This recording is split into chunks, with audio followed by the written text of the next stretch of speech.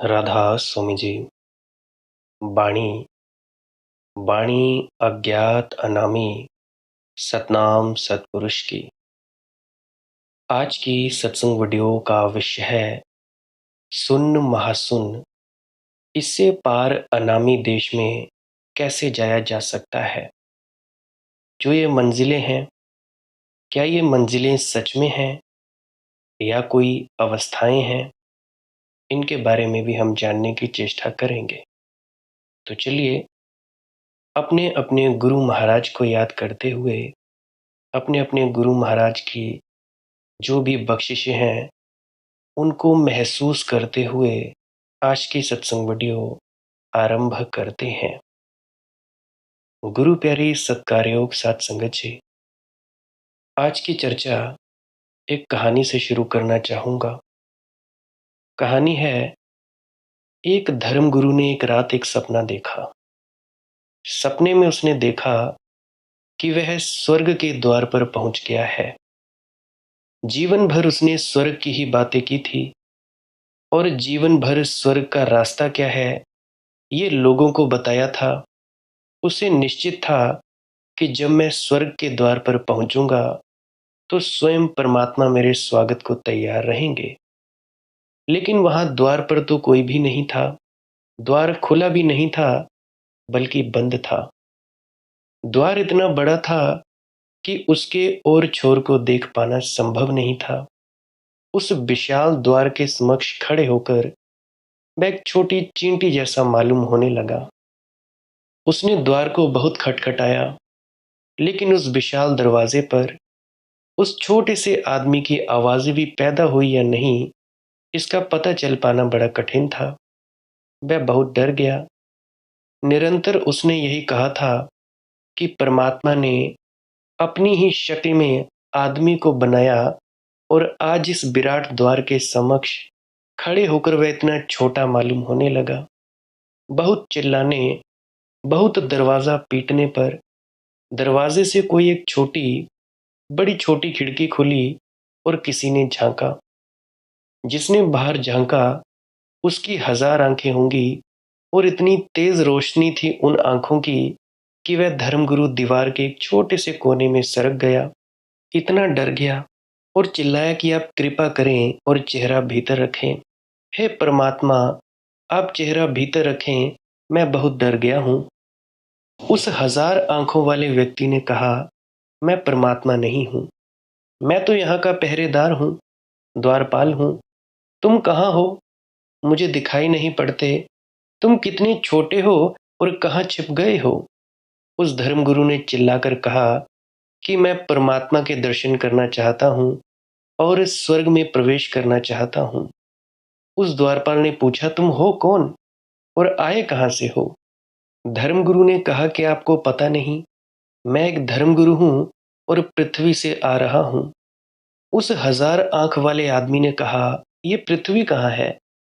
वह धर्मगुरु हैरान हुआ, कहा, तुम्हें पृथ्वी का भी पता नहीं? उस 1000 आंख वाले ने कहा कि किस यूनिवर्स में, तुम किस विश्व की पृथ्वी की बात कर रहे हो? करोड़ों यूनिवर्सेस हैं, करोड़ों विश्व हैं, प्रत्येक विश्व के करोड़ों सूरज हैं, प्रत्येक सूरज की अपनी पृथ्वियां हैं। तुम किस पृथ्वी की बात करते हो? क्या नंबर है तुम्हारी पृथ्वी का? क्या इंडेक्स नंबर है? उसे तो कुछ पता नहीं था। उसने कहा कि हम तो एक ही विश्व को जानते हैं और एक ही सूरज को जानते हैं और हमने इसीलिए उसका कोई नाम नहीं रखा, कोई नंबर नहीं रखा। उस पहरेदार ने कहा, तब बहुत मुश्किल है पता लगाना कि तुम कहाँ से आ रहे हो। पहली बार इस द्वार पर पृथ्वी का नाम सुना गया है और मनुष्य शब्द भी पहली बार ही मेरे कानों में पड़ा है। उस धर्मगुरु के तो प्राण बैठ गए। सोचा था परमात्मा द्वार पर स्वागत को मिलेंगे, यहाँ तो इसका भी पता नहीं है कि जिस पृथ्वी से वह आ रहा है वह कहाँ है। फिर भी उस पहरेदार ने कहा, तुम निश्चिंत रहो, मैं अभी पूछताछ करवाता हूँ, थोड़ा समय तो लग जाएगा। उस भवन में खोज करवाता हूँ कि तुम किस पृथ्वी की बातें करते हो, जहाँ सारी पृथ्वियों के संबंध में हमारे पास आंकड़े इकट्ठे हैं, नक्शे हैं, लेकिन कुछ महीने लग जाएंगे। इसके पहले तो पता लगाना कठिन है कि तुम कहाँ से आते हो, किस जाति के हो और तुम्हारा यहाँ आने का प्रयोजन क्या है। उसने कहा कि मैं परमात्मा के दर्शन करना चाहता हूँ। उस पहरेदार ने कहा, अनंत वर्ष हो गए मुझे इस द्वार पर, अभी तो मैं भी परमात्मा के दर्शन नहीं कर पाया और अब तक मैं ऐसे व्यक्ति से भी नहीं मिला हूँ इस स्वर्ग के द्वार पर जिसने परमात्मा के दर्शन किए हों। परमात्मा की पूरी सृष्टि को ही जान लेना कठिन है, परमात्मा का जानना तो और भी कठिन है। वह तो समग्रता का ही नाम है। घबराहट में उस धर्मगुरु की नींद टूट गई। वह पसीने से लथपथ था, घबरा गया था। फिर रात भर उसे नींद नहीं आ सकी। वो बार बार यही सोचता रहा कि कहीं मनुष्य ने अपने अहंकार के ही प्रभाव में तो ये सारी बातें नहीं सोच ली हैं कि परमात्मा ने आदमी को अपनी ही शक्ल में बनाया और परमात्मा आदमी से मिलने को उत्सुक है, पुकार रहा है और स्वर्ग के द्वार या सचखंड के द्वार और मोक्ष या कहीं मनुष्य के अपने ही मन की कल्पनाएं तो नहीं खड़ी कर ली हैं। इस कहानी से इसीलिए मैं शुरू करना चाहता हूँ धर्मगुरु के इस सपने से कि आदमी एक बहुत बड़े भ्रमलोक में जीता है। वह स्वयं को ना जाने क्या क्या समझ लेता है, जबकि विराट विश्व के किसी कोने में उसका कोई अस्तित्व नहीं है। इस विश्व की विराटता का हम अनुभव करें और फिर उसके सामने अपने को खड़ा करें तो हम कहाँ रह जाते हैं। हम हैं कहाँ? ये पृथ्वी बहुत छोटी है। हमारा सूरज इस पृथ्वी से 60,000 गुना बड़ा है और ये सूरज जितने सूरज हम जानते हैं उनमें सबसे छोटा है और कोई 2 अरब सूरज ही समाप्ति नहीं है। उनके आगे भी विश्व होगा, उसके आगे भी विस्तार होगा, उसे आगे भी फैलाव होगा। इतने अनंत विश्व के एक छोटी सी पृथ्वी के कोने पर छोटा सा प्राणी है मनुष्य। एक रेत के कण जितनी भी औकात नहीं है हमारी। कोई 3.5 से लेकर 7-8 अरब उसकी संख्या है मनुष्य की। अगर हम और प्राणियों की संख्या के हिसाब से विचार करेंगे तो पाएंगे वह कहीं भी नहीं है। और छोटे छोटे प्राणी हैं, उनकी संख्या अनंत है। उसमें छोटी सी संख्या का ये मनुष्य है। मनुष्य का ये जो ह्यूमन कॉर्नर है, ये तो छोटा सा कोना है। इस जगत में हम अपने को ना मालूम क्या समझ बैठे हैं, अपने को ना मालूम क्या सोचे समझे बैठे हैं। ये मनुष्य भी बहुत थोड़े दिन से जीता है, कोई 70-80 वर्ष, ज्यादा से ज्यादा 100 वर्ष। इस अनंत विश्व के विस्तार में 100 वर्षों की कोई गणना नहीं है, कोई कीमत नहीं, कोई जगह नहीं। पृथ्वी को बने ही कोई 2-3 अरब वर्ष हो गए हैं और पृथ्वी बहुत नया आगमन है जगत में। अरबों खरबों वर्ष पीछे हैं, उनकी श्रृंखला का कोई अंत नहीं है। उतना ही समय आगे अनंत, इटर्नल, कोई अंत नहीं। उसमें एक छोटे से क्षण में एक आदमी जी लेता है और ना मालूम क्या क्या सोच लेता है। स्पेस के ख्याल से भी आदमी ना कुछ है, टाइम के ख्याल से भी आदमी ना कुछ है। कीड़े जितनी तो आदमी की औकात नहीं है। धार्मिक आदमी मैं उसे कहता हूँ जो अपने इस ना कुछ होने के अनुभव को उपलब्ध हो जाता है। जो व्यक्ति इस ना कुछ होने के अनुभव को उपलब्ध होता है, वही व्यक्ति सुन्न, महाशून्य, भंवर गुफा, अलख अगम अनामी लोक में जा पाता है। ये बस अवस्थाएं हैं। लेकिन धार्मिक व्यक्ति की कथा उल्टी रही है। धार्मिक व्यक्ति घोषणा करता है, अहम ब्रह्मस्मि, मैं हूं ब्रह्म, मैं हूं ईश्वर, मैं हूं आत्मा, मैं हूं अनंत आत्मा, मैं हूं सचखंड मोक्ष का अधिकारी, मैं ये हूं, मैं वो हूं। धार्मिक आदमी इन बातों की घोषणा करता है, ऐसे व्यक्ति को मैं धार्मिक नहीं कहता। धार्मिक व्यक्ति वह है जो अपनी इस नथिंगनेस को, ना कुछ होने को अनुभव कर ले। जिस दिन ये ना कुछ होना अनुभव हो जाता है, उसी दिन जीवन के बंद द्वार खुल जाते हैं और सब कुछ होने का मार्ग प्रशस्त हो जाता है। लेकिन ना कुछ होने का अनुभव अत्यंत प्राथमिक है। बिल्कुल पहली सीढ़ी है कि हम जाने कि हम कुछ भी नहीं हैं। लेकिन ये हमें पता लगाना कठिन हो जाता है क्योंकि हम मनुष्य के बीच में जीते हैं। हम सबका भ्रम चूंकि समान है, इसीलिए उस भ्रम का कभी खंडन नहीं होता। हम सब एक दूसरे के भ्रम के पोषक बनते चले जाते हैं।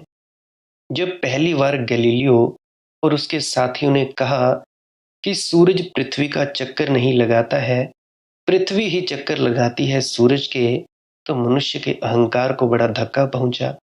धर्मगुरु ने कहा, ये कैसे हो सकता है? परमात्मा ने विशेष रूप से मनुष्य को बनाया है और सारा जगत मनुष्य के उपभोग के लिए बनाया है। तो जिस पृथ्वी पर मनुष्य रहता है, वह पृथ्वी सूरज के चक्कर कैसे लगा सकती है? सूरज ही चक्कर लगाता है पृथ्वी के। गैलीलियो को बुलाकर अदालत में कहा गया कि माफी मांग लो, ऐसी भूल की बातें मत करो। आदमी जिस पृथ्वी पर रहता है, वह कैसे सूरज का चक्कर लगा सकती है? सूरज ही चक्कर लगाता है। लेकिन धीरे धीरे जितनी हमारी समझ बढ़ती चली गई कि पृथ्वी सेंटर नहीं है विश्व का, कि सारा विश्व उसका चक्कर लगाए, पृथ्वी को सेंटर मानने का ख्याल हमें पैदा हुआ था क्योंकि हम अपने को सेंटर मानने के ख्याल में हैं। हम सारे जगत में केंद्र में हैं। सारा जगत हमारे इर्द गिर्द चक्कर लगाता है। हम सब कुछ हैं। बीच में ये जो मनुष्य है, मनुष्यता है, यह केंद्र और बाकी सारा जगत चक्कर लगाता है। हजारों वर्षों से धार्मिक व्यक्ति ये कहते रहे हैं कि मनुष्य सर्वश्रेष्ठ प्राणी है। ये बड़े आश्चर्य की बात है कि किन्हीं और प्राणियों के बिना पूछे ही हम घोषणा करते रहे हैं कि मनुष्य सर्वश्रेष्ठ प्राणी है, कि मनुष्य सर्वश्रेष्ठ प्राणी है।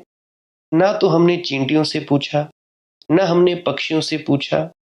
ये गवाही हमने स्वीकार कर ली, एक तरफा गवाही। अपने ही मुंह से मियां मिट्ठू अपने ही मुंह से कहते रहे कि मनुष्य सर्वश्रेष्ठ प्राणी है, वह सरताज है सृष्टि का।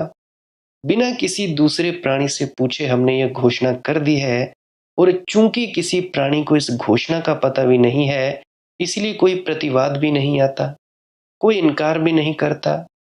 हम अपने कोने में बैठे हुए घोषणाएं करते रहे हैं कि हम ये हैं, हम वो हैं।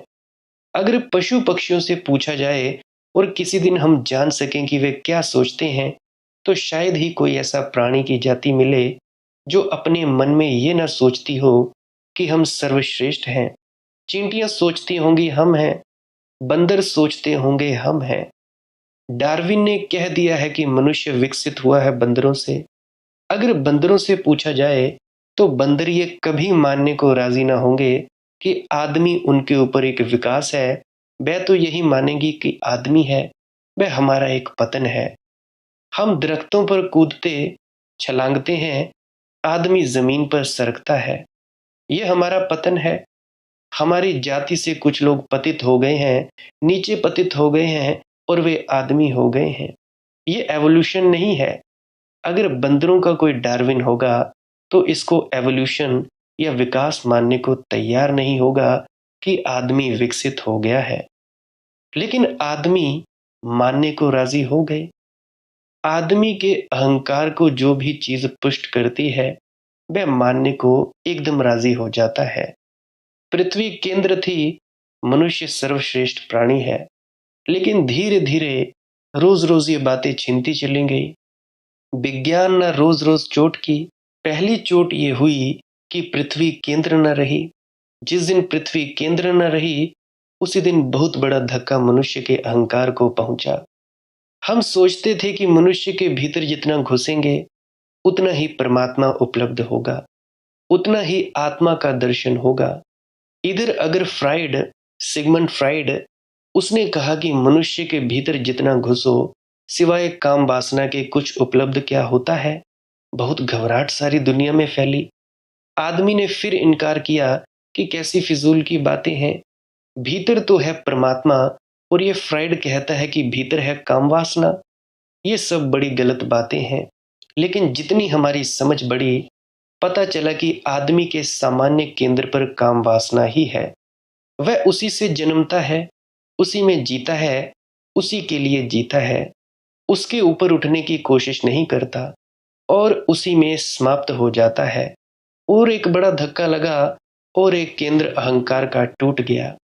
और तीसरा बड़ा धक्का लगा जो विराट विश्व की खोजबीन शुरू हुई और पाया कि अंतहीन सीमाएं हैं जगत की, कहीं कोई अंत होता नहीं, फैलता जाता है जगत, कहीं कोई जगह नहीं आती जहां हम कहें कि ये समाप्त हो गया। सोचते हैं हम तारे हमारे बहुत पास हैं, रात को दिखाई पड़ते हैं, लेकिन जैसे जैसे समझ बड़ी पता चला तारे हमसे बहुत दूर हैं, इतनी दूर हैं कि उनकी गणना भी करना बहुत कठिन है। सबसे करीब का जो तारा है हमसे, उसकी रोशनी भी आने में हम तक 4 वर्ष लग जाते हैं। और रोशनी की गति साधारण नहीं होती। 1 सेकंड में 1,86,000 मील होती है। मैं साइंस का स्टूडेंट रहा हूँ, फिजिक्स, केमिस्ट्री, मैथमेटिक्स। तो 1 सेकंड में लाइट ट्रेवल करती है, प्रकाश की गति है 1,86,000 मील प्रति सेकंड। 1 सेकंड में प्रकाश की किरण इतनी तेज दौड़ती है, जो सबसे करीब का तारा है उसकी किरण चले, अगर आज चले तो 4 वर्ष बाद यहाँ पहुंचेगी। दूर से दूर के जो तारे हैं उनकी रोशनी तब चली थी जिस दिन पृथ्वी बनी, 2-3 अरब वर्षों पहले, अभी तक पहुंची नहीं। उनके आगे भी तारे हैं, वे हमें दिखाई नहीं पड़ते क्योंकि उनकी रोशनी हम तक अभी पहुंची ही नहीं है। रात को जो हम तारे देखते हैं वे जहां हमें दिखाई पड़ते हैं वहां नहीं होते। कोई तारा वहां नहीं होता। रात बिल्कुल झूठी है। कोई तारा नहीं है जहां हमें दिखाई पड़ रहा है, वहां कभी था। उसकी रोशनी इतनी देर में आई कि इतनी देर में तो वह नामालूम कहाँ चला गया, कितनी यात्रा कर गया, अब वहां नहीं है। जो तारा हमारे सबसे करीब है वह 4 वर्ष पहले वहां था, अब वहां नहीं है। 4 वर्ष में तो वह अरबों मील चल चुका और हो सकता है 4 वर्ष में टूटकर नष्ट भी हो गया तो भी हमें दिखाई पड़ता है, क्योंकि 4 वर्ष पहले वह वहां था, उसकी रोशनी वहां से चली थी। वह अब हमारी आंख पर आई है तो हमें दिखाई पड़ रहा है वहां। तो पूरी रात झूठी है। कोई तारा वहां नहीं है जहां हमें दिखाई पड़ रहा है। कोई तारा 60 वर्ष पहले वहां था, कोई 1000 वर्ष, कोई लाख वर्ष, कोई करोड़ वर्ष, कोई अरब वर्ष। 2 अरब वर्ष पहले जो तारे थे उनकी रोशनी तो धीरे धीरे हम तक पहुंचेगी। ये सारी रात झूठी है। ये तारे इतने दूर हैं, इनकी दूरी से घबराहट पैदा कर दी है विज्ञान ने, इनके विस्तार ने।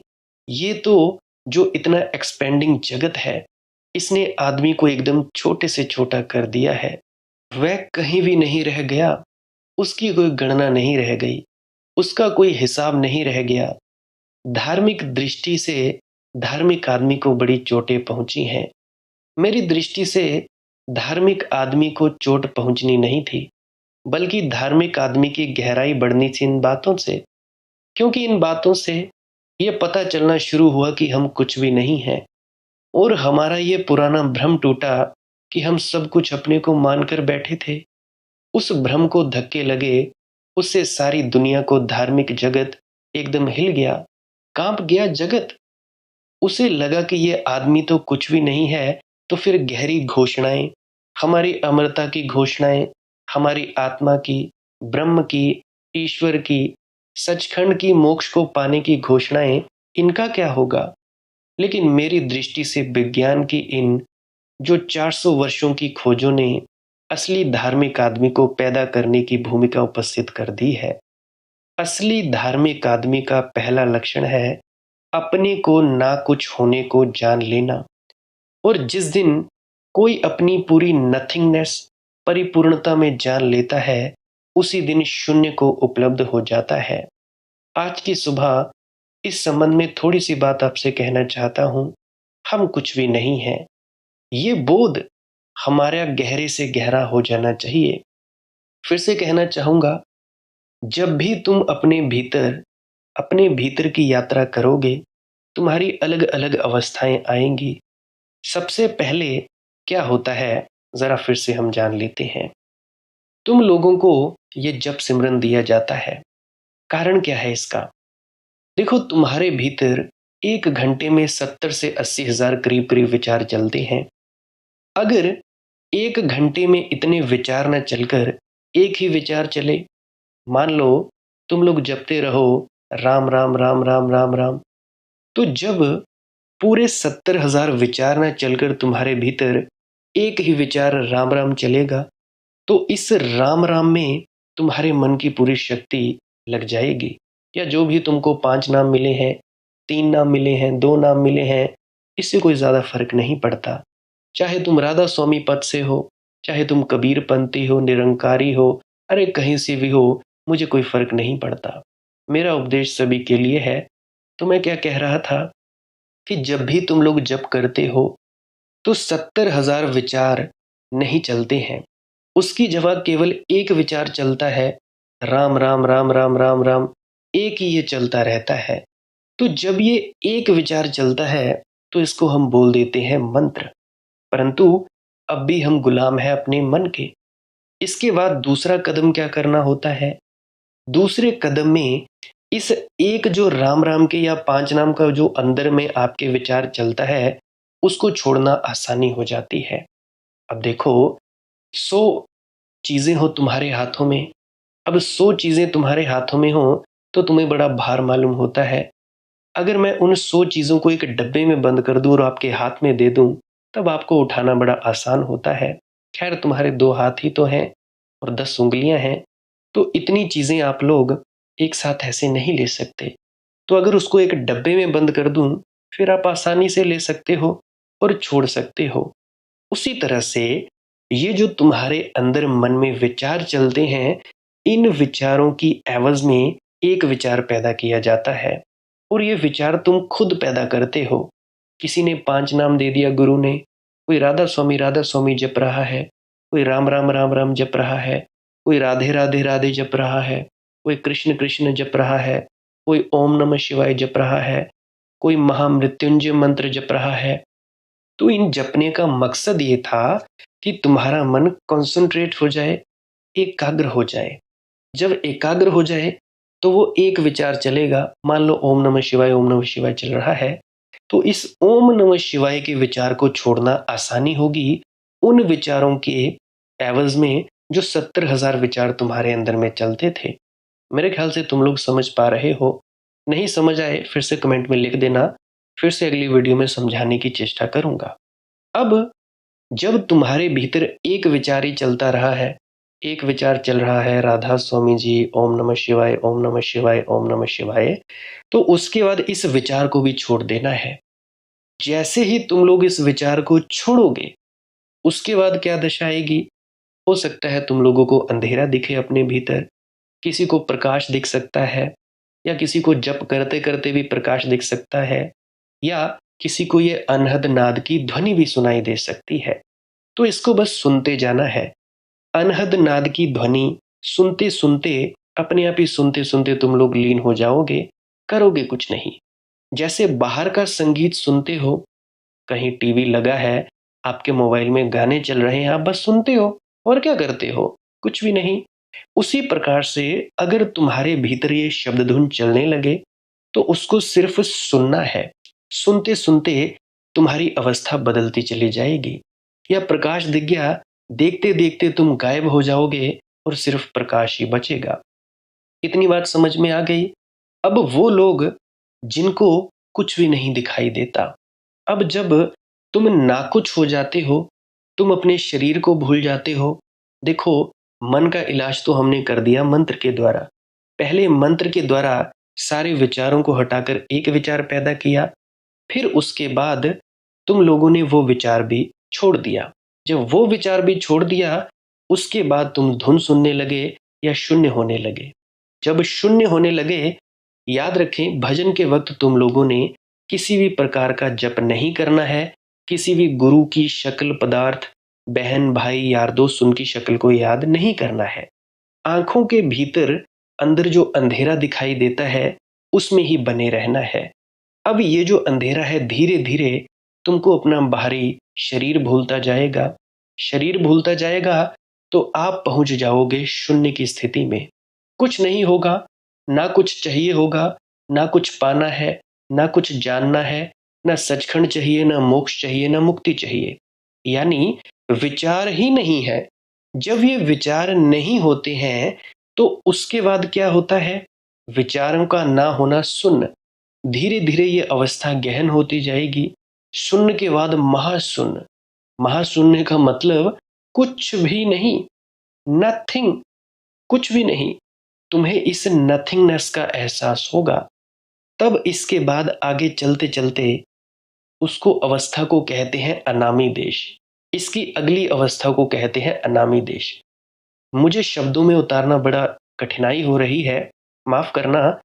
इतना तक ही मैं इशारा कर सकता हूँ कि जब तुम चुप हो जाते हो, अपने अंदर अंधेरे में ही ठहरते हो, उसके बाद तुम अपने आप ही खींच लिए जाते हो। अपने ही भीतर, अपने ही भीतर तुम लोग शून्य हो जाते हो और महाशून्य हो जाते हो और तुम मिटने लगते हो। कईयों को डर लग सकता है, तो ये जो डर है, ये भी एक तरह का ही विचार है।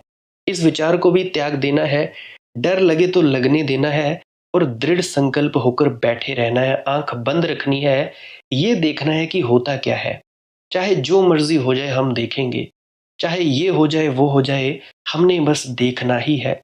चाहे कोई चीखे, चिल्लाए, बाहर कोई भी आवाज़ आए, तुम लोगों ने अपनी आँख नहीं खोलनी है बिना हिले-डुले, नहीं खोलनी है। अपने ही भीतर सरकते जाएँ और ज़्यादा सरकते जाएँ। तब इसके बाद में जो अवस्था आएगी, उस अवस्था को कहेंगे अनामी अवस्था।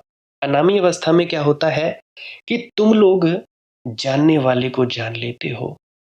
अब जैसे तुम लोग मुझे सुन रहे हो, तो मुझे सुनते-सुनते तुम ये जानो कि मैं बोल रहा हूँ, तुम अपने कानों को सुनते हुए जान रहे हो। तुम अपनी आँखों के माध्यम से अपने सामने मोबाइल फ़ोन को देख रहे हो, टीवी को देख रहे हो, तो ये जानो कि हाँ, ये टीवी है। हर चीज़ को जानना है, तो जानने वाले कौन हुए? जो भी जानता है वो आप हुए कि नहीं? आपने आँख खोली, बाहर वृक्ष देखा, तो वृक्ष को जाना कि हाँ, ये वृक्ष है। आसमान की तरफ देखा, अगर रात है तो तारे देखे, अगर दिन है तो सूरज दिखा, तो ये जाना कि हाँ, ये सूर्य है। तो जानने वाला कौन हुआ? जानने वाले हुए आप। तुम हुए जानने वाले और तुम्हारी भाषा में जानने वाले को कहूँगा मैं। अब मैं बोल रहा हूँ, तो ये कौन जान रहा है कि मेरा ये शरीर बोल रहा है? मैं कौन देख रहा है मेरे भीतर? मैं ही तो देख रहा हूँ। तो जो मेरा असली मैं है, जो जानता है, उसको जानना ही असली आत्मज्ञान है। ये है सारी शिक्षा और उसी को जानने को ही कहा जाता है असली नाम। सच्चा नाम इसे कहा जाता है।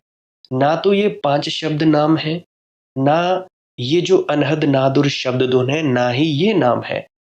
इन जो शब्द धुन है, इसको सुनने वाला जो है, अब आप अपने भीतर उतरते हो, आप अंधेरे को भी देखते हो, प्रकाश को भी देखते हो।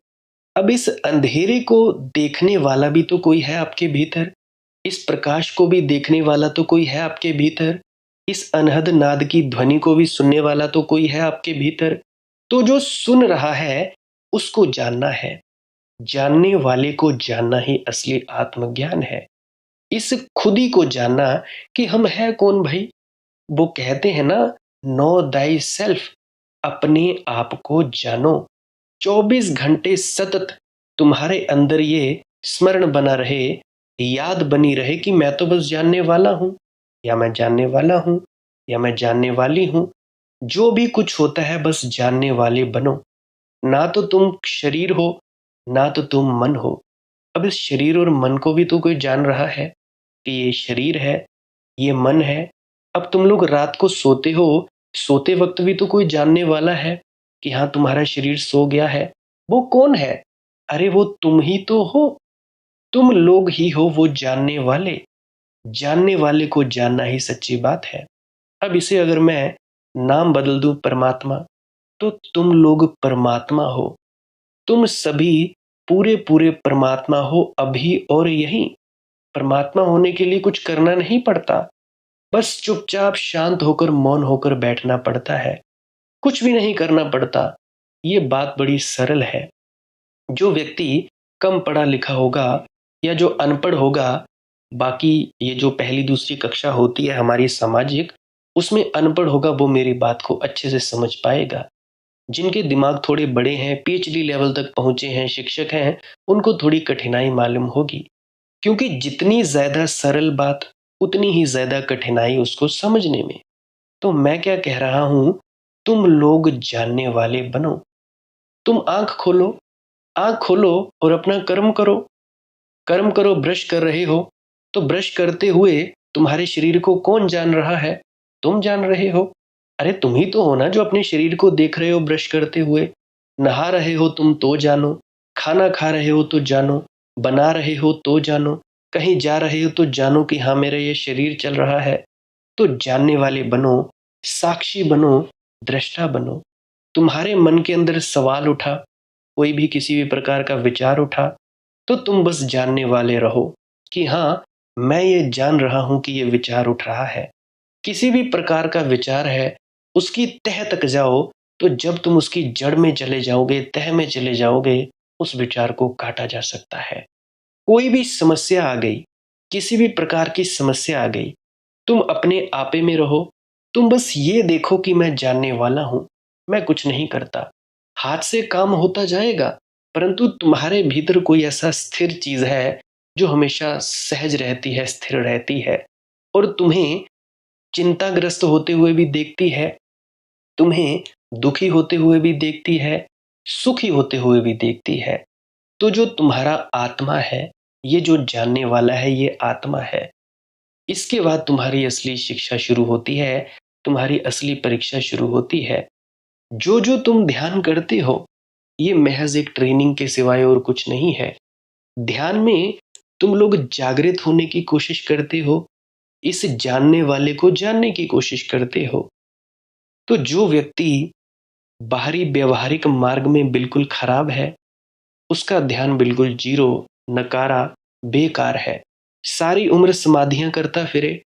अगर वो बाहरी व्यवहारिक मार्ग में जो व्यवहार करता है संसार से, उस संसार के व्यवहार से उसका व्यवहार अच्छा नहीं है, बिल्कुल नकारा आदमी है। लाख चाहे उसने तपस्याएं की हो, लाख चाहे हिमालय में बैठा हो, लाख चाहे घर छोड़े हो, अगर उसे बाहर की परिस्थितियां अभी भी प्रभावित करती हैं, तो समझ लो उसकी समाधि वगैरह कुछ नहीं हुई है। मैं इन साधु संतों सन्यासियों को जो अपना घर छोड़कर भाग जाते हैं ना, मैं इनको भगोड़े कहता हूँ। डर जाते हैं ये, भाग जाते हैं ये। और जो व्यक्ति शादी नहीं करवाना चाहते डर से, क्या होगा क्या नहीं होगा, गृहस्थ में क्या होगा, उनको मैं कायर कहता हूं। क्योंकि गृहस्थ ही सबसे बड़ी कसौटी है। कैसे पता लगेगा कि तुम लोगों का ध्यान पका या नहीं पका? ध्यान का मतलब है तुम लोग बस जानने वाले बनो। अब तुमको किसी ने चांटा मार लिया, किसी ने चांटा मारा तुम्हारे मुंह पर, तुम बस खड़े रहो और जानो कि हाँ मेरे मुंह पर चांटा लगा, दर्द हुई, हाँ इस व्यक्ति ने मारा। और उसका कारण खोजोगे कि क्यों मारा, तुम उस कारण का निदान कर दोगे। रिएक्शन नहीं दोगे, रेस्पॉन्ड दोगे।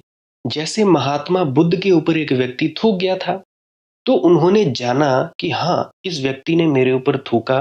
उन्होंने क्या किया, अपना मुंह पोंछा और पूछा कि भंते क्या तुम्हें और कुछ कहना है या नहीं कहना है। इसको कहते हैं जानने वाले का रेस्पोंड करना। जानने वाला प्रतिक्रिया नहीं देता, जानने वाला कुछ नहीं करता, ना कुछ होता है। तो मैं आप लोगों से यही कहता हूं कि जानने वाले को जानो। इसी तरह से तुम लोग निरंतर अपने भीतर उतर पाओगे, उस अनामी देश में पहुंच पाओगे जहां पे तुम हो। ना तो वहां पे संसार है, ना तो वहां पे सृष्टि है, ना तो वहां पे मन है, विचार है, कुछ भी नहीं है। कोई सचखंड वगैरह नहीं है। ये सचखंड उसे एक नाम दे दिया गया है। हालांकि ये सचखंड शब्द भी इधर ही रह जाता है, ये मोक्ष शब्द भी इधर ही रह जाता है। उसको कुछ कहा नहीं जा सकता। क्या ही कहें, क्या ही व्याख्या करें। बस मैं सिर्फ इतने तक इशारा कर सकता हूं कि तुम लोग सुन्न हो जाओ, महाशून्य हो जाओ। उसके आगे की जो अवस्था होगी, वो तुम्हारी अनामी देश की अवस्था होगी। तो हम कुछ भी नहीं है, ये बोध हमारा गहरे से गहरा हो जाना चाहिए। ये बोध हमारा निरंतर तीव्र से तीव्र होते जाना चाहिए कि हम कुछ भी नहीं है। जिंदगी को हम ऐसे देखेंगे तो हमको दिखाई पड़ जाएगा कि मैं कुछ भी नहीं हूं। ये दिखाई पड़ने में कौन सी कठिनाई है? मृत्यु रोज इसकी खबर लाती है कि हम कुछ भी नहीं है, लेकिन हम मृत्यु को कभी गौर से देखते नहीं कि वह क्या खबर लाती है। मृत्यु को तो हमने छिपा कर रख दिया है, मरघट गांव के बाहर बना दिया है ताकि दिखाई ना पड़े। किसी दिन आदमी समझदार होगा, धार्मिक होगा, तो इस शमशान घाट को बिल्कुल गांव के चौरस्ते पर बनाए जाएंगे। रोज दिन में 10 दफा निकलते आते जाते दिखाई पड़े मौत, तो ख्याल में आए कि मौत है। अभी कोई लाश निकलती है, मुर्दा निकलता है, बच्चों को हम घर के भीतर बुला लेते हैं कि कोई मुर्दा निकल रहा है। कई व्यक्ति तो मैंने देखे कि एक्टिवा और गाड़ियां पीछे खड़ी कर देते हैं, डरते हैं कि भाई क्या ना हो जाए, क्या नहीं हो जाए। तो जब घर से कोई लाश निकलती है, हम क्या करते हैं? बच्चों को भीतर बुलाते हैं, और तो कुछ भी नहीं करते कि भाई अंदर आ जाओ। मुर्दा निकले और हमें समझ हो तो सब बच्चों को बाहर इकट्ठा कर लेना चाहिए कि देखो, ये आदमी मर गया और ठीक ऐसे ही हम सब मर जाने को हैं। हमारे ना कुछ होने का बोध जिस बात से भी कुछ गहरा होता है, जिस बात से भी तीव्र होता है, वह सारी प्रक्रियाएं हमारे जीवन में वास्तविक धर्म के जन्म का, सत्य के जन्म का, प्रकाश के जन्म का कारण बनती हैं। हम ना कुछ हैं। ये किन किन बातों से ख्याल में गहरा हो सकता है, इसी बात की पूरी प्रक्रिया को ध्यान से समझना चाहिए। जिसने अपने ना कुछ होने का आपको रोज रोज पता चला जाए। हमारी हालत उल्टी है, हम कुछ हैं, इस बात की कोशिश में जीवन भर प्रयास करते रहते हैं। एक बोधि धर्म नाम का भिक्षु था। वह कोई 1600 साल पहले चीन गया। वहां के सम्राट बू ने उसका स्वागत किया। बू ने वहां का जो सम्राट था, बौद्ध धर्म के प्रचार के लिए करोड़ों रुपए खर्च किए थे। हजारों भिक्षुओं को रोज भोजन देता था। हजारों मंदिर बनवाए थे। बुद्ध की लाखों प्रतिमाएं बनवाई थीं। एक ही मंदिर बनवाया था उसने जिसमें बुद्ध की 10,000 प्रतिमाएं रखवाई गई थीं। वह 10,000 बुद्धों वाला मंदिर अब भी शेष है। तो जब बोधि धर्म चीन पहुंचा तो वो भी उससे मिलने आया और उसने कहा, क्या मैं पूछ सकता हूँ, मैंने इतने मंदिर बनवाए, इतने भिक्षुओं को मैंने दान दिया, धर्म की मैंने इतनी प्रभावना की, दूर दूर तक धर्मशास्त्र बंटवाए, धर्म का प्रचार करवाया, इन सब का फल क्या है? बोधि धर्म ने कहा, कुछ भी नहीं। सम्राट तो बड़ा हैरान हुआ। उसके भिक्षुओं ने उसको यही समझाया कि इसका फल है, तुम्हें मोक्ष मिल जाएगा, स्वर्ग मिल जाएगा, ये सब समझाया था। और बोधि धर्म ने कहा, कुछ भी नहीं। फल तो कुछ भी नहीं है, लेकिन पाप जरूर लगेगा तुम्हें। बू ने कहा, क्या कहते हैं आप? इन सब से मुझे पाप लगेगा? बोधि धर्म ने कहा, इससे आपका यह ख्याल मजबूत होता है कि मैं कुछ हूं।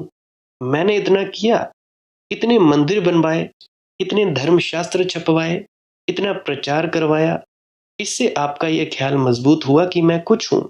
और जगत में एक ही पाप है, इस बोध का कि मैं कुछ हूं, और एक ही पुण्य है, इस बात का अनुभव कि मैं कुछ भी नहीं हूं।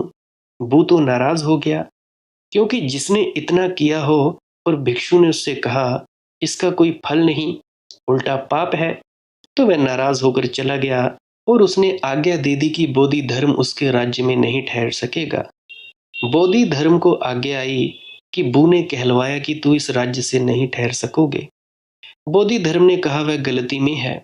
वह अगर चाहता कि मैं यहाँ ठहरूं तो मैं भी ठहरने वाला नहीं था। ऐसे पापी राज्य में मैं रुकूंगा भी कैसे? उसको कहना कि वह चाहता था कि मैं ठहरूं तो मैं ठहरने वाला नहीं था।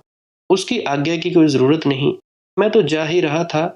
उसके राज्य को छोड़कर बोधि धर्म दूसरे राज्य में चला गया, नदी के उस पार निकल गया। अब बू की मृत्यु आई कोई 10 वर्ष बाद। रोज रोज वह सोचता रहा। उस बोधि धर्म की बात उसके प्राणों को छेदती रही रोज रोज कि उसने कहा है कोई फल नहीं इसका, बल्कि पाप है, क्योंकि यह ख्याल पैदा हो गया है कि मैं कुछ हूं। रोज रोज वह सोचता रहा। फिर जैसे जैसे मौत करीब आई, उसे लगना शुरू हुआ कि मैं तो नाकुछ हो जाऊंगा, और जब कल मृत्यु मुझे नाकुछ कर ही देगी, तो मेरा ये ख्याल कि मैं कुछ था, मैंने इतना किया था, मैं ये था, मैं वो था, इसका क्या मूल्य रहेगा, क्या अर्थ रहेगा। मरते वक्त उसने खबर भिजवाई, एक संदेश भाग दौड़ाया कि जाओ और बोधि धर्म को बुला लाओ। मुझे अनुभव हो रहा है कि शायद वह ठीक कहता था। मैं तो डूबता जा रहा हूँ, सब विलीन होता जा रहा है। बोधि धर्म के पास खबर पहुंची। बोधि धर्म ने कहा, मैं तो चलता तो हूँ, लेकिन जिसकी खबर तुम लेकर आए हो वह समाप्त हो गया है, और बहुत देर हो गई।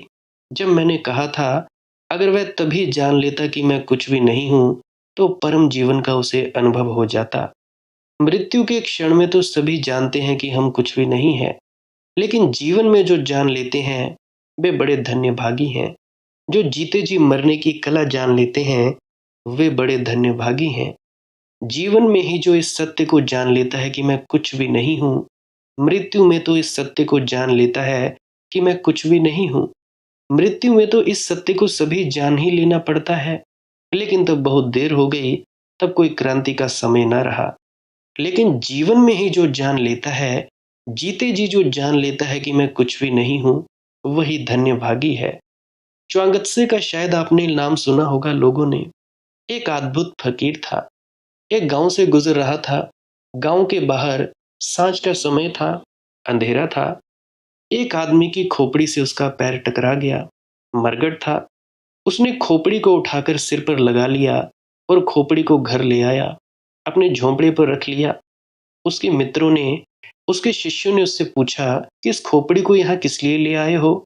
उस च्वांगत्से ने कहा, मुझसे बड़ी भूल हो गई है। शमशान से मैं जा रहा था, और छोटे लोगों का शमशान घाट ना था, बड़े लोगों को वो भाई शमशान घाट था। शमशान घाट भी अलग अलग होते हैं, छोटे आदमियों के अलग, बड़े आदमियों के अलग। जिंदगी में छोटे और बड़े तो अलग होते ही हैं, मृत्यु में भी हम फर्क कर लेते हैं। ये सम्राटों का शमशान घाट है, ये दरिद्रों का शमशान घाट है। उसने कहा, वह बड़े लोगों का शमशान घाट था, ये किसी बड़े आदमी की खोपड़ी होनी चाहिए। हो सकता है ये किसी सम्राट की खोपड़ी हो। अगर ये आदमी जिंदा होता तो आज मेरी मुश्किल हो जाती। इसकी खोपड़ी में मेरा पैर लग गया।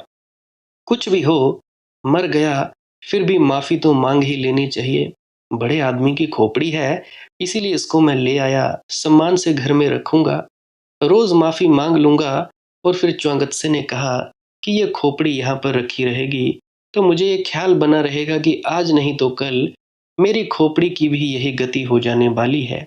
आज नहीं तो कल किसी शमशान घाट पर मेरी खोपड़ी पड़े रहेगी, और लोगों के जूते और लात उस पर लगते रहेंगे। जिस खोपड़ी के लिए मैं इतने सम्मान की अपेक्षा करता हूँ, कल वह मिट्टी से मिल जाने को है। ये सत्य मेरे ख्याल में बना रहेगा, इसीलिए इस खोपड़ी को मैं पास ही रखूंगा। और जिस दिन से इस खोपड़ी को मैंने अपने पास रखा, अगर अब कोई जिंदा भी मेरी खोपड़ी में आकर लात मार दे, तो मैं ही उसकी माफी मांग लूंगा कि आपके पैर को चोट तो नहीं लग गई है, क्योंकि ये लात तो लगनी ही है कल। मैं कब तक बचाऊंगा, ये खोपड़ी कल लातों में चली जाने को है। ये जो सीधा सत्य है, जीवन के नाकुछ में बिखर जाने का, जीते जी जो इस सत्य को जानने में समर्थ हो जाए, उसके जीवन में एक क्रांति हो जाती है। उसकी क्रांति को मैं धर्म कहता हूँ। उसके जीवन में दुख का अंत हो जाता है, क्योंकि दुख की जड़ इस ख्याल में है कि मैं कुछ हूँ। और जिस आदमी को इसका ख्याल जितना बढ़ता है कि मैं कुछ हूँ, वह आदमी उतने ही गहरे दुख में उतरता चला जाता है। दुख का और कोई आध्यात्मिक अर्थ नहीं है, सिवाय इसके कि मैं कुछ हूँ। जितनी तीव्रता से गांठ मेरे मन में होती है कि मैं कुछ हूँ, उतनी ही यह गांठ दुख देती है। जिस आदमी का यह ख्याल मिट जाता है कि मैं कुछ हूँ, उसे दुख देना कठिन हो जाता है। उसे दुख नहीं दिया जा सकता। और जिस दिन दुख की सारी संभावना विलीन हो जाती है भीतर से, उसी दिन आनंद की वर्षा शुरू हो जाती है। आनंद को कोई खोज नहीं सकता। आनंद कहीं मिलता नहीं है कि चलो जाकर ले आएं और 1-1.5 रुपए में खरीद लाएं टॉफी की भांति और भर लाएं। आनंद कोई दे नहीं सकता किसी को। लेकिन दुख को हम खोजते हैं, दुख को हम इकट्ठा करते हैं, दुख की हम गठरियां बांध लेते हैं और दुखी होते रहते हैं। दुख को हम चाहें तो विसर्जित कर दें, दुख को हम चाहें तो विदा कर दें, और दुख विदा हो जाए तब जो शेष रह जाता है वही आनंद है। और दुख किस गांठ पर इकट्ठा होता है? मैं के अतिरिक्त, अहंकार के अतिरिक्त दुख किसी और गांठ पर इकट्ठा नहीं होता। लेकिन हमारा सारे जीवन का उपक्रम इस दुख को ही इकट्ठा करने में, इस दुख को ही बांध देने में लगा है। हम मंदिर भी बनवाते हैं तो वहां जाकर भी हमारे अहंकार की पूजा होती है कि मैंने बनवाया है ये मंदिर। अगर कोई सत्संग सेंटर के लिए कोई 2 मरले 5 मरले जमीन भी दे देता है, थोड़ी सी जमीन दे देता है, तो वो सोचता है कि हाँ, मैंने दी है इस सत्संग सेंटर को जमीन। हम सेवा भी करते हैं तो वह भी अहंकार की ही पूजा होती है कि मैंने की है ये सेवा। हम प्रेम भी करते हैं तो वह भी अहंकार की घोषणा होती है कि मैं कर रहा हूं प्रेम। और तब प्रेम भी दुख लाता है, सेवा भी दुख लाती है, धर्म भी दुख लाता है, मंदिर मस्जिद या सत्संग सेंटर भी दुख लाते हैं। जहां मैं है वहां दुख अनिवार्य है। मैं की छाया है दुख। हम सब मुक्त होना चाहते हैं दुख से, लेकिन जो मैं से मुक्त नहीं होना चाहता वह दुख से मुक्त नहीं हो सकता। हम दुख से तो बचना चाहते हैं और मैं भरना चाहते हैं। ये इतनी कॉन्ट्राडिक्टरी, ये इतनी विरोधी बातें हैं कि इन सब का कोई मेल नहीं होता।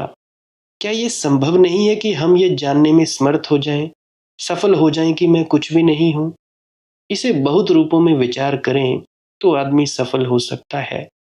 पहला तो मैंने ये कहा कि स्थान, स्पेस के विस्तार को निरंतर ख्याल में लेना चाहिए। लेकिन स्पेस का जो विस्तार है उससे हमारे सब संबंध छूट गए हैं। आदमी की बनाई हुई बस्तियों में स्पेस का कोई पता नहीं चलता।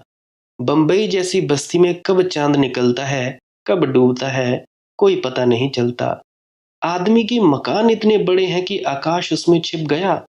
अगर कोई व्यक्ति आधा घड़ी को जमीन पर चुपचाप लेट जाए और आकाश के विस्तार को देखता रहे तो उसे पता चलेगा कि मैं कुछ भी नहीं हूं। मैं कहाँ हूं? अनंत के विस्तार की प्रतीति, चारों तरफ जो दूर तक असीम फैला है उसका अनुभव, उसका बोध, उसके प्रति जागना, मैं कुछ भी नहीं हूं, इसका ख्याल लाएगा। एक विस्तार स्पेस का, दूसरा विस्तार टाइम का है। समय की भी, काल की भी कोई सीमा नहीं है। पीछे अनंत है, आगे अनंत है। उसमें मैं कहाँ हूं? इस काल की अनंत धारा में मैं कहाँ हूं? इस काल की अनंत गंगा में मेरी बूंद कहाँ है? एक सपने से भी ज्यादा नहीं है। ये दो विस्तार, समय का और स्थान का, आकाश का और काल का, इन दोनों विस्तारों को गहराई में देखने से मैं कुछ भी नहीं हूं, इसका अनुभव होना शुरू हो जाता है। इन दोनों पर मेडिटेशन, इन दोनों पर ध्यान रोज रोज गहरा करने की जरूरत है। उठते बैठते चलते सोते इस बात का पूरा ख्याल रखना जरूरी है। रिमेम्बरिंग, इसका स्मरण कि मैं कहाँ हूँ। मेरे होने के दो ही बिंदु हैं जहाँ मैं होता हूँ। टाइम और स्पेस जहाँ कटते हैं वहीं मैं हूँ। और अगर ये दोनों अनंत हैं तो मेरे होने का क्या अर्थ है? थोड़े से समय का क्या मूल्य है जब मैं जीता हूँ? और थोड़े से स्थान का क्या मूल्य है जिसको मैं घेरता हूँ? कल मौत आएगी, ना तो मैं स्थान घेरूंगा और ना समय घेरूंगा। वह दोनों बातें समाप्त हो जाएंगी। इन दोनों के ऊपर निरंतर ध्यान, इन दोनों का निरंतर स्मरण, इन दोनों की निरंतर प्रतीति बहुत अद्भुत गहराई में मौन में ले जाती है। लेकिन करें तो ही ख्याल में आ सकता है, नहीं तो नहीं आ सकता। एक तो इन दोनों बातों के लिए ध्यान में आपको कहूंगा, इनको किसी भी क्षण भूलना उचित नहीं है। ये दोनों तरफ का अनंत विस्तार हमारे ख्याल में बना रहना चाहिए। और अगर इन दो बातों का बोध स्पष्ट हो जाए तो आप एक क्रांति अपने भीतर होती हुई पाएंगे। आपको पता भी नहीं चलेगा, भीतर कोई व्यक्ति बदलने लगा और एक दूसरे व्यक्ति का जन्म होना शुरू हो गया। गहरे अर्थों में तो ये दो बोध हैं, लेकिन इनके आसपास और बहुत से बोध सहयोगी हो सकते हैं। और इसके लिए भजन सिमरन और ये श्वास क्रिया प्रक्रिया आपको बहुत ज़्यादा मदद कर सकती है। भजन सिमरन को मैं फिर से बताना चाहता हूँ। सिमरन है कुछ शब्दों का जाप करना, जिसके ज़रिए आप एकाग्रता प्राप्त करते हैं और फिर इन सिमरन के शब्दों का जाप भी बंद कर देना है, ताकि आपके भीतर शून्य हो सके, मौन हो सके और आपके भीतर प्रकाश हो सके या शब्द धुन सुनी जा सके। शब्द धुन को सुनते-सुनते या प्रकाश को देखते-देखते या अपने भीतर अंधेरे को देखते-देखते आप उस जगह पहुंच जाएंगे जहां वो अनामी देश है, या सचखंड कह सकते हो, सच्चा देश कह सकते हो, मोक्ष कह सकते हो, जो भी आपको मौज हो वो कह लेना। वहां तक पहुंच जाओगे। याद रखें, भजन में बैठते सब वक्त जब आप शब्द धुन को सुन रहे हैं या अपने अंधेरे में ही बैठे होते हैं, तब आपने शब्दों का जाप नहीं करना है, ना ही किसी गुरु या सदगुरु की शक्ल को अपनी आंखों के सामने लाना है। याद रखें, जैसे ही कोई विचार उठा, जैसे ही कोई शक्ल आई, तो समझ लेना ये मन के खेल हैं। शुरुआत के 2 घंटे या आधा घंटा, पौना घंटा आप जाप कर सकते हैं। उसके बाद अगले कदम में जाप बंद करके सिर्फ अंधेरे में ही रहें, या प्रकाश दिखे तो प्रकाश को ही देखते रहें, या धुन सुने तो धुन को सुनते-सुनते उस अंधेरे में ही ठहरे रहें। इसी ठहरे रहने से रोज़-रोज़ आप अपने भीतर सरकते जाओगे। ये है भजन सिमरन की पूरी प्रक्रिया। उसके बाद अगर किसी को नामदान नहीं मिला है, अगर किसी को अपने भीतर जाने में थोड़ी दिक्कत परेशानी हो जाती है, कोई डिप्रेशन में है, किसी को नींद नहीं आती है, तो वो दूसरी प्रक्रिया को भी अपना सकता है। ये क्या है? ये बिल्कुल दैनिक दिनचर्या का सहज प्रक्रिया है। इसमें करना क्या होता है? नाक से सांस लेना है और मुंह से छोड़ना है। नाक से सांस लेना, मुंह से छोड़ना बिना रुके। मतलब कि थोड़ा आप अगर थक जाएँ, तो थोड़ा रुक सकते हैं। कहने का मतलब साँस रोकनी नहीं है। जैसे अभी आप साँस ले रहे हो साधारण, तो आपने नाक से साँस ली, नाक से ना छोड़कर मुँह से छोड़नी है। गहरी और लंबी-लंबी साँस लेनी है, 15 से 20 मिनट तक करते जाएँ। जब 15 से 20 मिनट तक कर लें, तो उसके बाद चुपचाप मौन होकर बैठे रहना है। जो होता हो होने देना है। उस अंधेरे में ही आपने रहना है। आंखों के बीच में अंधेरा दिखाई दे, उसी अंधेरे में ही ठहरे रहना है। धीरे-धीरे आप अपने भीतर सरकते जाओगे। आप उस मौन में, उस ठहराव में, शून्य महाशून्य को पार करते हुए आप उस अनामी देश में पहुंच जाओगे। ये इतनी सरल सी प्रक्रिया है। रोज-रोज अगर इसको जियोगे, तब आपको फायदा होगा। इस प्रक्रिया के दौरान आपको सर घूम सकता है, रीढ़ की हड्डी में कुछ घूमता हुआ महसूस हो सकता है, घबराहट हो सकती है, शरीर कांप सकता है, हिल-डुल सकता है, उसकी चिंता नहीं लेनी है। जो हो जाए बस हो जाए, आँख नहीं खोलनी है। नींद आ जाए तो सो जाना है, कोई चक्कर नहीं है, कोई परेशानी की बात नहीं है, तो आप बड़े आसानी से आराम भी कर सकते हैं। जिनको नींद नहीं आती वो लेटे-लेटे कर लें, बाकी आपकी मौज है, जैसा मर्ज़ी करना चाहें कर सकते हैं। अगर ज़्यादा ऑक्सीजन युक्त वातावरण में करें तो ज़्यादा बेहतर है, नहीं है तो फिर क्या ही कर सकते हैं, फिर तो अपने घर के अंदर ही बैठे रहें। प्रेग्नेंट लेडीज़ इस प्रक्रिया को बिल्कुल ना करें। जिनको दिल की प्रॉब्लम है या साँस की दिक्कत है, वो व्यक्ति 3-4 साँस लेकर देखें, अगर तकलीफ़ हो बिल्कुल ना करें। फिर आपके लिए चुपचाप मौन होकर बैठने की ही प्रक्रिया है। इस प्रक्रिया से भी आपको फ़ायदा मिल सकता है। बाकी कमेंट सेक्शन में अगर कोई सवाल है तो पूछ सकते हैं। उससे पहले एक विनम्र प्रार्थना, पुरानी सत्संग वीडियोज़ को अवश्य सुन लिया करें। क्या पता किसी पुरानी सत्संग वीडियो में आपके किसी सवाल का जवाब मिल जाए, आपका कोई वहम और भ्रम दूर हो जाए। कौन जाने, बाकी तो मालिक ही जाने। तो आप सभी पुरानी वीडियोज़ को अवश्य सुन लिया करो, और अगर किसी को शेयर भी करना चाहते हो तो कर दिया करो। बाकी नहीं भी करना चाहो तो आपकी मौज है, मालिक की मौज है। सब्सक्राइब कर सकते हो इस चैनल को अगर रोज़-रोज़ नए-नए सत्संग सुनना चाहते हो।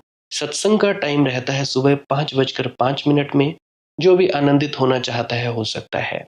लाइक कर सकते हैं इस वीडियो को अगर आप जी को कुछ भी नया सीखने को मिला है, और कमेंट सेक्शन में राधा स्वामी ज़रूर लिखें। नहीं भी लिखना चाहें आपकी मौज है। बाकी आप इन वीडियोज़ का प्रयोग ले सकते हो अपने ध्यान में उतरने के लिए, नाकुच होने के लिए, अपने वहमों-भ्रमों से बाहर आने के लिए, अपने प्रश्नों के जवाब लेने के लिए। जैसा मर्ज़ी आप चाहें वैसा प्रयोग ले सकते हैं। आप पूरी खुले हैं, आप पूरे स्वतंत्र हैं, मैं कोई बाधित नहीं करता हूँ। और याद रहे, अगर कोई लाइक, शेयर, सब्सक्राइब नहीं कर सकता है तब भी कोई दिक्कत नहीं है, तो आप जी अपने ही भीतर उतरते रहें, मस्त रहें, आबाद रहें, खुश रहें। आप लोग मुझे इतने अंत तक सुनते हो। इतने अंत तक सुनने के लिए आपका बहुत-बहुत शुक्रिया, बहुत-बहुत धन्यवाद। सभी से प्रेम में आते रहें, सभी से प्रेम करते रहें। किसी से नफ़रत करने की कोई बात नहीं है।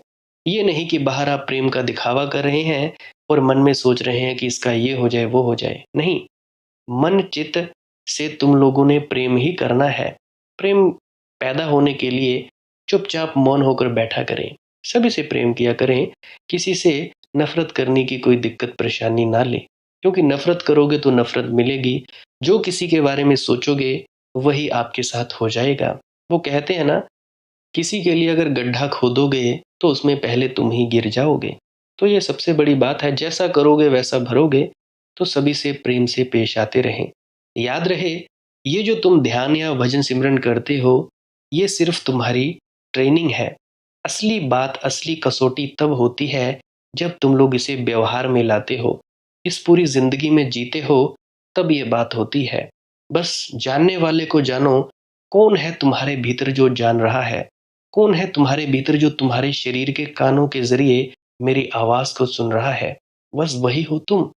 वहीं उसी को जानना है। तुम्हें तुम्ही को जानना है कि तुम कौन हो। बस इतनी सी बात। तो अपने भीतर जब भी भजन में बैठे अंधेरे में ही स्थापित रहें। उसी में ना कुछ होना, ना कुछ पाना, ना कुछ जानना, कुछ नहीं। नथिंग। बस इस नथिंगनेस को ही जानना, असली जानना है। बाकी सब कुछ जानना तो बुद्धि का ज्ञान है। मन बुद्धि का ज्ञान सब कचरा है। इस कचरे से बाहर आएं। अब अंत में आपसे इजाज़त चाहता हूँ। आपके भीतर बैठे परमात्मा को प्रणाम करता हूँ। मेरा प्रणाम स्वीकार करें। राधा स्वामी जी।